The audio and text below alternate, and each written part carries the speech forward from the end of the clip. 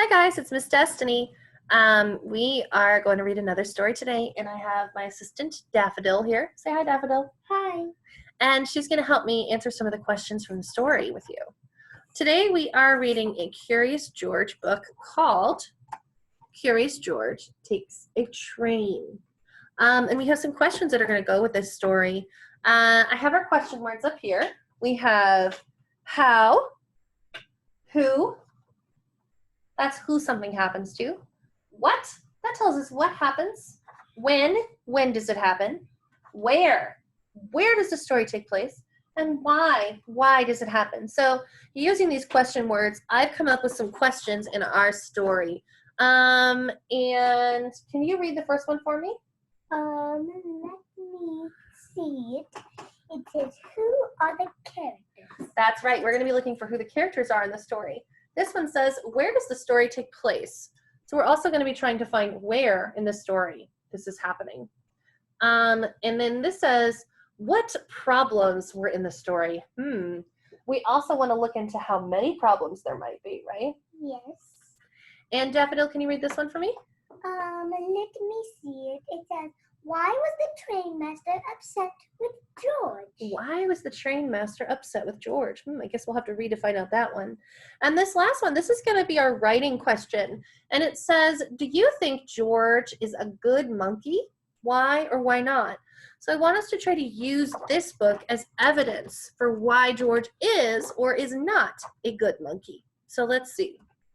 Curious George takes a train. For this story, we're going to be looking at problems and resolutions. That's how they're solved. We're also going to make some predictions about what might happen in the story. So when I pause, I'm going to ask Daffodil to tell me a prediction. That's a good time for you to tell a prediction to somebody in your family or in the room with you. Okay? So Curious George Takes a Train was written by Margaret and H.A. Rays. It's illustrated in the story style of H.A. Rays by Martha Weston. So she was trying to illustrate it in the same way that H.A. Rays would have. Okay. This is George. He was a good little monkey and always very curious. This morning, George and the man with the yellow hat were at the train station. What do you think, Daffodil? I don't have any predictions You gotta put yet, her right here.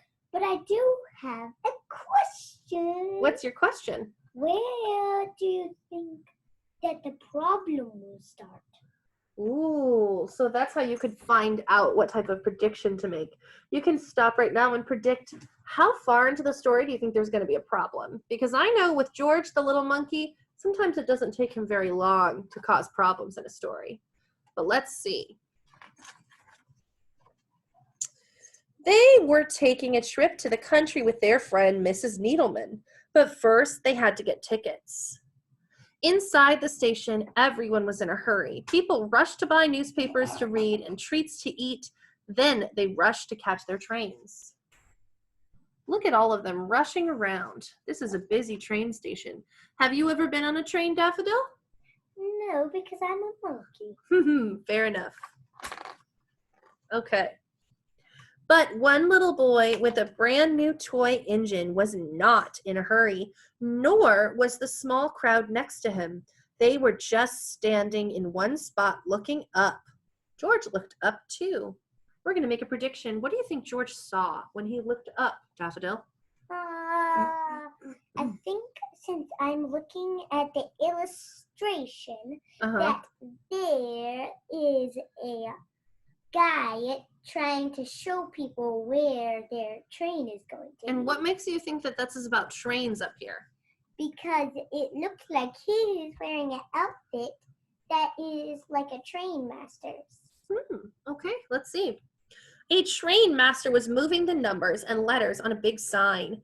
Soon the train master was called away, but his job did not look finished. George was curious. Could he help? So the train master is adding a lot of numbers to show people where trains are taking off. But I don't think George understands that that's what's happening. Make a prediction right now. Do you think George is going to be able to finish the train master's job? correctly? What do you think, Daffodil? No. Why not? I do not think so. And why not? All. Because I think that this is going to cause a problem like it usually does in these books. No. So this might be our first problem right here.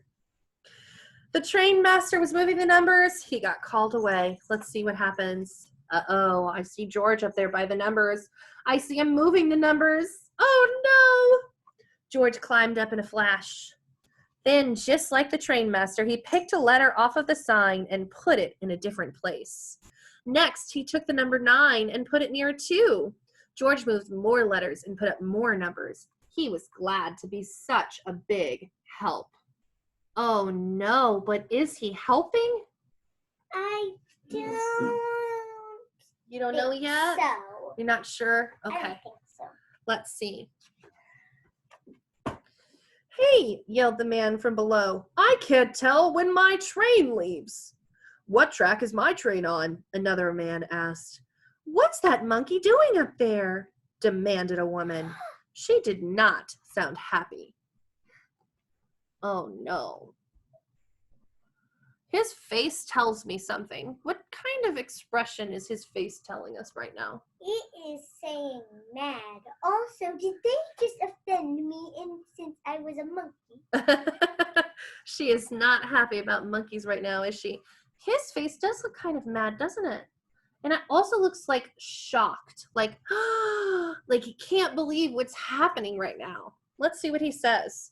The train master did not look happy either. Come down from there right now, he hollered at George. Uh-oh. How do you think George might be feeling at this part in the story? I don't know, so I'm going to call my friend. I'm going to call a friend. Okay, and who's your friend? My name is Eloise. And Hi, Eloise. I'm here to answer your question, so can you please ask me it? Sure. How do you think that George might be feeling right now? I think he might be feeling worried and sad since he was just trying to help. Oh, no. Those are both very hard emotions to be feeling. He was just trying to help. Let's see how he feels. Poor George. Oh. It's too easy for a monkey to get in trouble, but lucky for George, it's also easy for a monkey to get out of trouble. Right then, the conductor shouted, "All aboard!" A crowd of people rushed toward the train. George simply slid down a pole.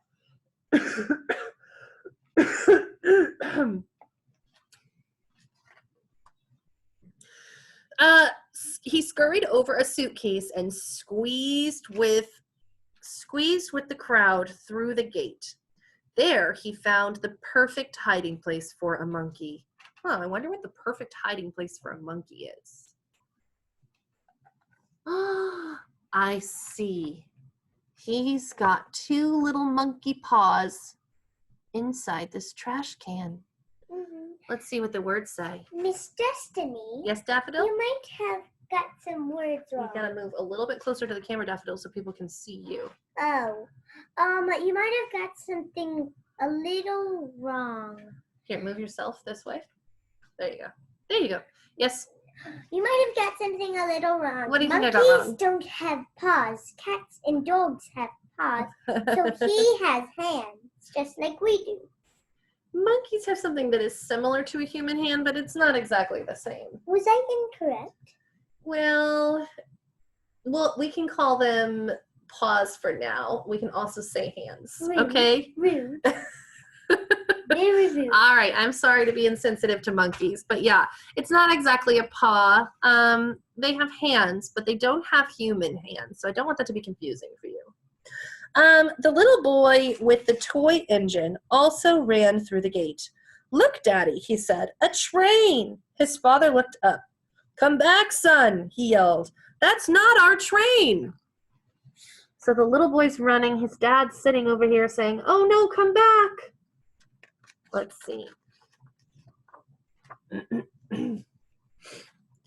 But it was too late. The gate locked behind him. The boy began to cry. George looked out of his hiding place. Oh, look, you can see his little hands. He's looking out, and the boy's crying for his daddy. He saw the boy's toy roll towards the train tracks. The boy ran after it. So I don't know if you guys know this, but running towards train tracks is the same as like running towards the street. We are not allowed to do that. It is very dangerous for the boy right now. What do you think is going to happen next, Daffodil? I think maybe Curious George might pull the boy away. Here's another thing that prediction? might happen. What other prediction do you have? I think that maybe he would grab the toy and then give it to the boy. Okay, let's see. Maybe you're right. Okay, this time George knew he could help. He leapt out of his hiding place and ran fast. George grabbed the toy engine before the little boy came too close to the tracks. What a close call. Wow. Yep, that little boy. And look, his dad has a facial expression right now that tells me he's concerned or worried, something like that on his face. And I would be too if my little boy was running towards the train tracks. What do you think, Eloise? I think that I would be even more scared, and I would try to contact the train master to open the gate so I could get my son. Oh, wow. All right, let's see what happens next. When the train master opened the gate, the boy's father ran in to his son. The boy was not crying now. He was playing with his new friend. Who do you think his new friend is? I think I have an answer for that, maybe. What? A prediction that it might be Curious George, the one who saved him. Mm-hmm. Thank you for that, because this is actually wouldn't be a prediction because we can see what's happening on this page. This would be a guess based on our evidence. So if you're looking at the evidence and it says his new friend, and you can see he's only playing with George. So a good guess would be that the friend is George. Good job, thank you. You're welcome. So there you are, said the train master when he saw George. You sure made a lot of trouble on this big board. Please don't be upset with him, said the boy's father.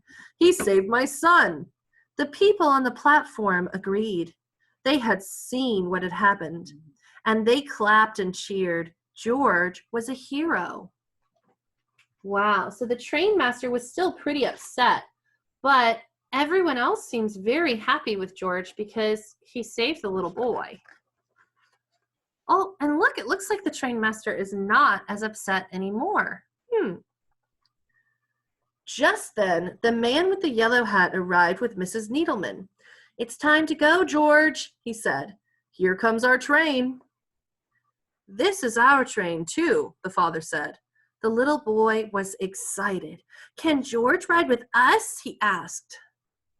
This sounded like a good idea to everyone, so the train master asked the conductor to find them a special seat so they could all ride together. Let's see, where are they going to sit?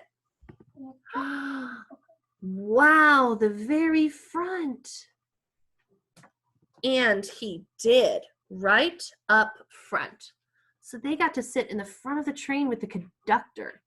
That is so cool. I have never sat at the front of a train with a conductor before. Have you?